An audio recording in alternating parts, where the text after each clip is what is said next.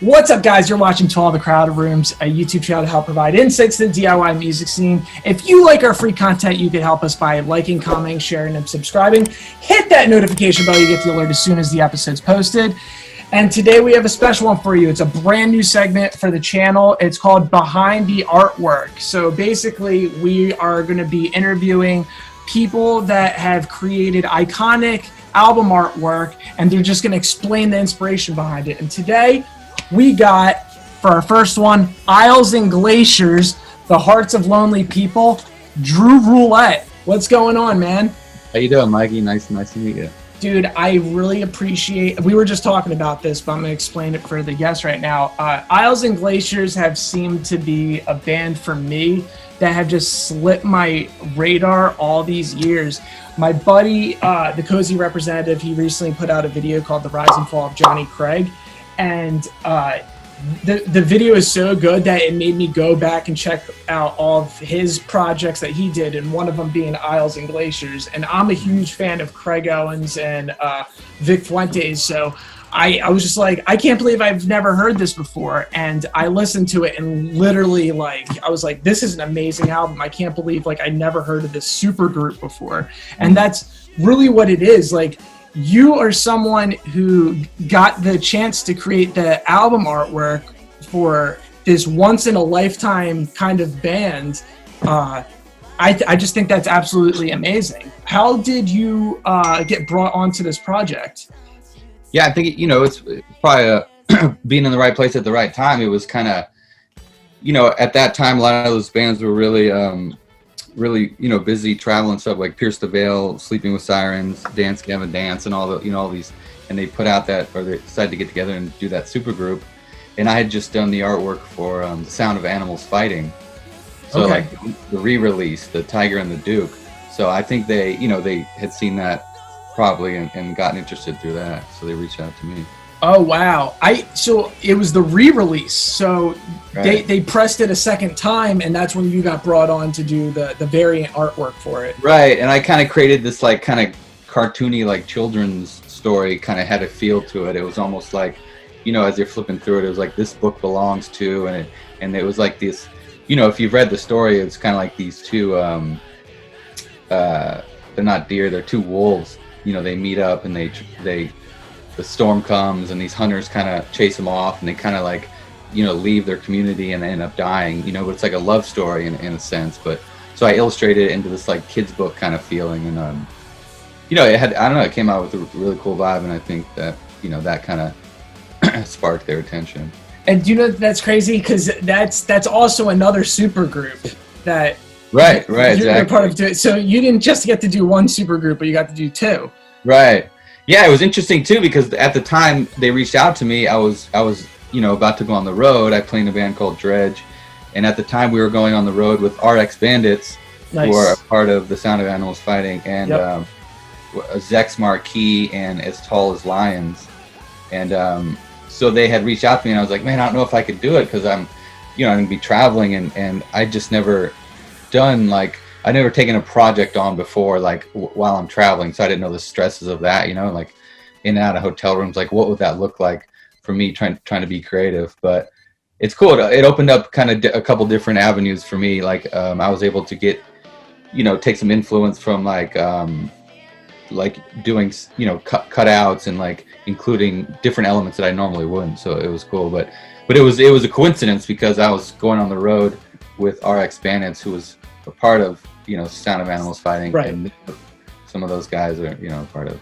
So to go back for a second, when you got brought on to do Sounds of Animals Fighting, I've actually never listened to that album before. So basically, it's a concept album that tells a story, and you were brought on as an artist, and you designed basically a package, booklet that kind of tells the story with the record. Exactly. Yeah, the story was already written. I just kind of animated it. Oh, that's sick, dude. Yeah, it was cool.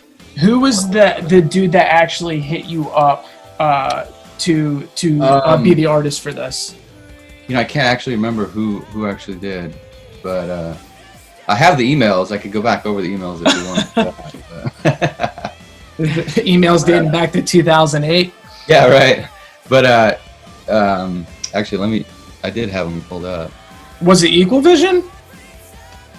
It was the manager of, let me see, I have it right here. I mean, the emails they don't go too into depth. It's just like, here's the record, here's the song, this is what we're looking for. We're influenced by this kind of thing. Cool. That's going into another question I was going to ask you. Yeah. Actually. So I'm guessing you got the pre-listen to the album so that maybe you can get a vibe of what the music sounds like, so the artwork can accompany what the actual music sounds like. Definitely, yeah. That's definitely something I asked for. I love, it just helps a lot, I mean, to get like, to see the lyrics in front of you and just kind of, gather your own influence by it and come, it helps a lot when creating the imagery for all the artwork, for sure. What first stood out to you the first time you listened to this record? But I think I got all the lyrics first, so that was cool too to see, just without hearing any of the melodies or anything, or the music, just to go over it as poetry. So that was cool. I was kind of had a step ahead, And then the music, I just played the music on the road and just listened to it, and it's cool. It's a fun way to do a project, because like a lot of the time I do a lot of other paintings and stuff, and a lot of times you have to think of the ideas yourself. So when you do album artwork and there's like a bunch of poetry and lyrics to work from, I love like that collaborative aspect to it, Yeah, absolutely. When you were first brought on and you heard that all these people from different bands were a part of this project, I know that because I went back on the Wayback Machine to check out like old like MySpace archives and stuff like that. Oh, right, yeah. People commenting saying like, "Oh my God, I'm so excited! I can't believe these three like biggest like frontmen in the scene are together forming this band." And it actually took 2 years until the music actually was up on MySpace. What were you a big fan of? Who were you the biggest fan of, like in that supergroup? I mean, I like Chiodos a lot. Mm-hmm. Pierce the Veil, I was very familiar with them. Dance Gavin Dance, I love some of their records. Yeah. Did they give you any explanation behind what the band name Isles and Glaciers means, and what the meaning was behind the name The Hearts of Lonely People? They did not, actually, no. So that was cool too. Well, from an artist perspective, to kind of dream up my own theories, that was fun. But I like the imagery of the Isles and Glaciers so much. I think that's also what was intriguing for the project. I just envisioned, obviously just completely literal things like isles and glaciers, and I thought those two like they're opposite things, but they're very similar, in the sense that they're just like from a different environment. And so I thought that was cool how it just, they're both islands in a sense, but just with a different foundation. So. I'm actually so I know, is a glacier the same as an iceberg? Yeah, I think pretty much. And what's an isle? I think it's just like an island, pretty much. Okay. Like maybe maybe it's old terminology. I could be wrong. I'm no scientist, but that's what I figured. Yeah, because the front of the record you have a glacier, obviously, and then on the back it looks like you have like a floating island. Right. Or not on the back. I mean, more of like the sleeve. Right. And then you have a bunch of what I think looks very inspired by like some Nirvana in Utero with all the anatomy type of stuff. Was that inspiration for the artwork? Well, I mean, Nirvana is always it's been inspiration in the back of my mind. But I think with that, I was speaking earlier about adding different elements that I wouldn't normally add to my artwork because I was traveling. I started collaging, so I would have these anatomy books, and I started cutting those out, and I was, adding those elements to the artwork. So it was a cool mixture of, drawings and paintings and like cut out collaborative anatomy. That's awesome. Feeling, yeah. And were you also on the road while you were creating the artwork for this? Yeah, so I'd be doing it just, in hotel rooms or in the van or whatever. But like whenever I'd get a free couple hours, I would just try to whip out some stuff. Oh, that's awesome. That's Yeah, like some early freelance while you're on the road. right. Dude, that's sick. So I wanted to ask you this was because it kind of looks pretty stony as far as the artwork looks like. Was drugs any influence on this album artwork? Yeah. I think once I opened the door into drugs, like my mind completely changed when I was a child, right? It's like I think psychedelics and drugs. I smoke a lot of marijuana. Like that's always like an undercurrent in all my artwork, and I think like just with psychedelics and those type of drugs, like you're just opening up these doors of perception, right? And that's what a lot of my artwork is trying to show you, like that inner spiritual world, or whatever that is, and so. Yeah, that's sick. You said that as far as like Isles and Glaciers, the hearts of the lonely people, you wanted as an artist to create some kind of meaning behind these names and stuff. What was that with your artwork? Yeah, well, I think the opposition of the Isles and Glaciers, that is just like, that is, what the universe is. It's just like the balance of the opposites, so, but that also combined with the hearts of lonely people, it gave me this like sad kind of like I don't know, it was just like this sad, hopeful vibe. And I don't know, I tried to reflect that, I guess, with an artwork, because you can also see Isles and Glaciers as being very isolate places, very lonely places. So it had this, and just that word glacier, like it's like this tense, like lonely feeling it gives me or something. So I kind of just tried to run with that, I think. Sure. Yeah, no, because I was trying to find my own meaning off it, and like when you think of a glacier, you think of like on the top you see just like a little bit of the glacier, but it goes much deeper underneath. Oh, right, yeah.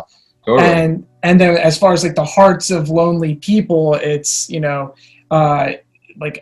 you were using that anatomy, so it's kind of just like, oh, maybe these people they're cold-hearted and stuff, and right. they seem happy on the surface, but deep down they're lonely people. They're cold. They're complex. You know what I mean? Right. I don't know. I was trying to find my own meaning behind it, and that's what I was drawing. That's the beautiful thing of ours. Everybody can kind of come up with their own meaning, but the tip of that iceberg. I mean, the glacier metaphor is a familiar metaphor, but the tip of the iceberg can be the perfect, love relationship, and then everything underneath it was all the suffering that you had to go through to get there.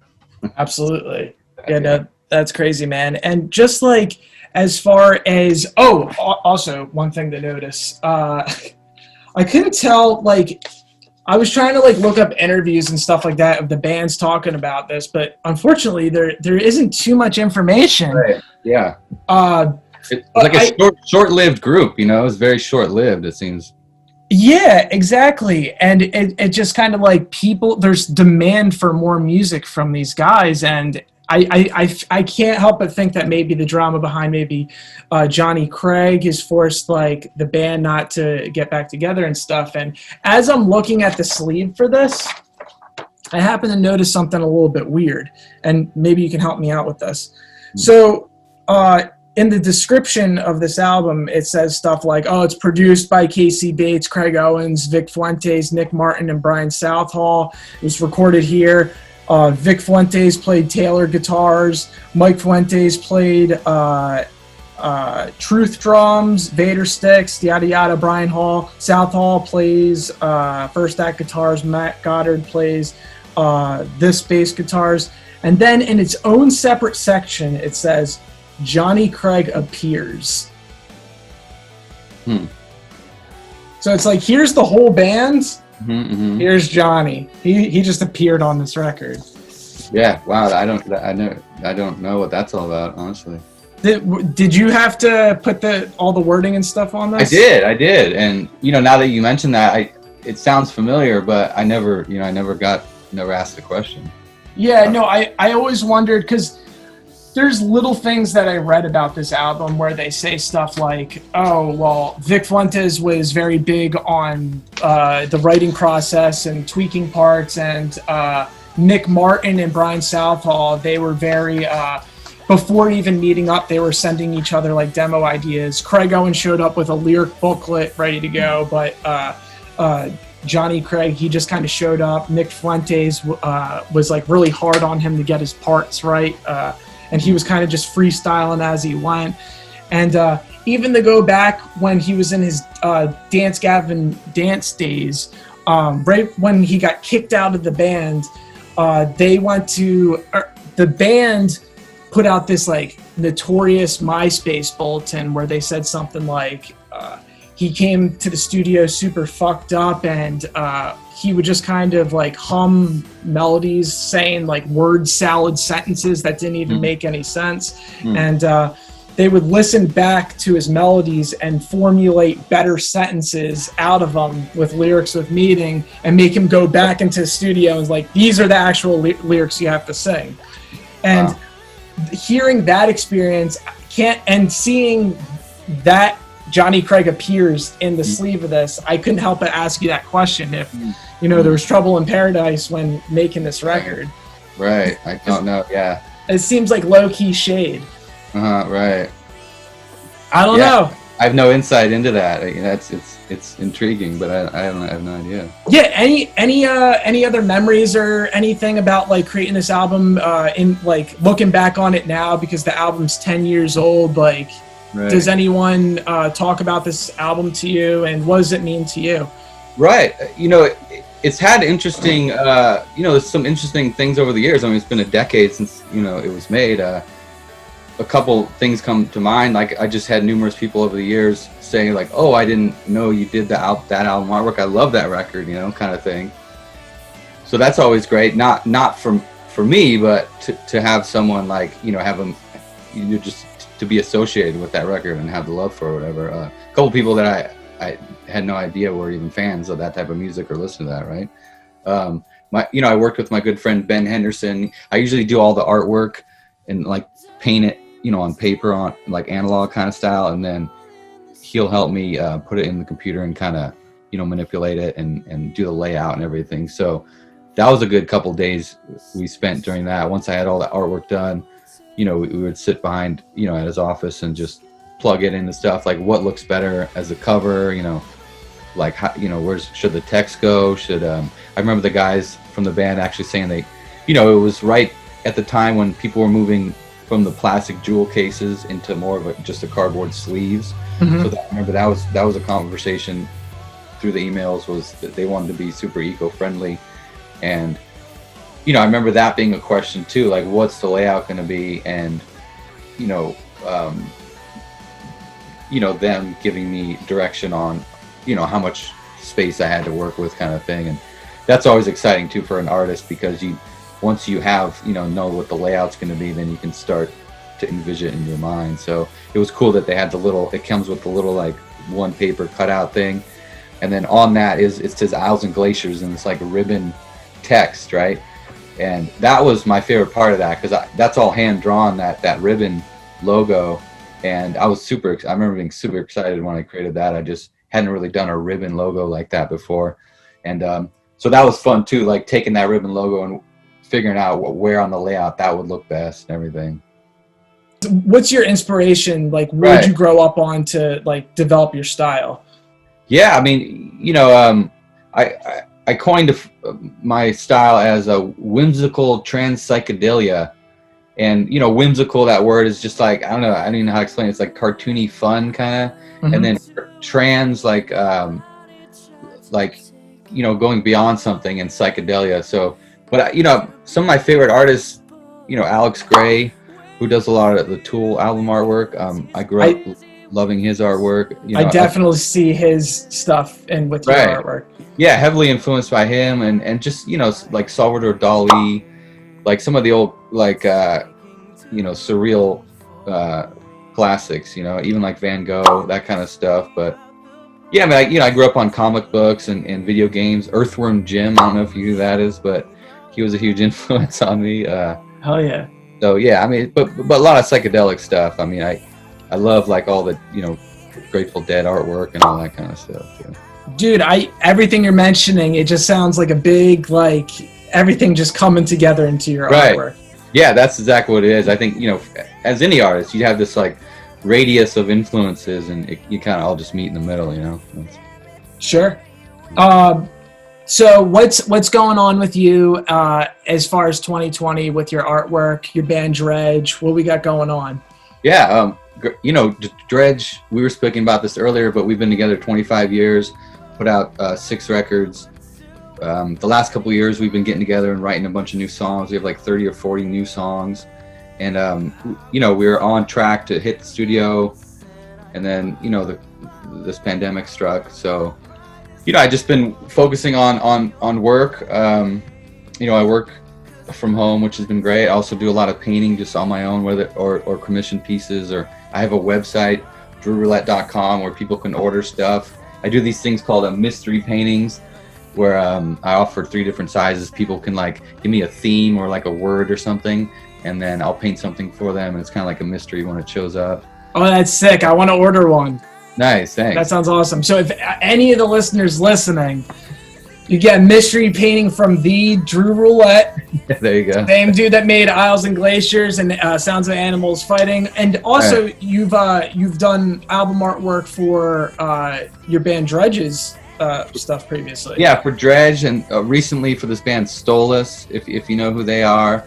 Or I did work for this other band, HXXS, and then Envy on the Coast. Do you remember that band? I did. Fuck yeah. One of their records back in the day. Oh, sick. A German band, a friend of mine. But yeah, I mean, I've gotten a couple gigs, you know, through Hearts of Lonely People and through Sound of Animals Fighting over the years, which has been great. And you know, shit, I've just been working, just creating artwork. I mean, there's some silver linings that have happening, you know, through this pandemic, and kind of, you know, focusing people to turn internal and kind of, you know, maybe realize that more important things in their life and kind of slow down. So I've been enjoying that aspect of this pandemic. Just like I've been creating a lot of artwork, and I've had a lot of time to do that. So it's been great. That's good. Yeah, no, I'm a big advocate of staying busy during the pandemic, because while you're inside, you could be, you know, getting better at your craft, or you could be learning new crafts. Right, exactly. But yeah, man, that's all I got for us. Thank you so much for talking about Isles and Glaciers, because I'm sure a lot of people love the iconic artwork for this, and they wanted to know a little bit more about the record, especially with it being 10 years old. Right. Last question. Do you think we are getting any kind of new music from this band in the future? Ooh, that's a good question.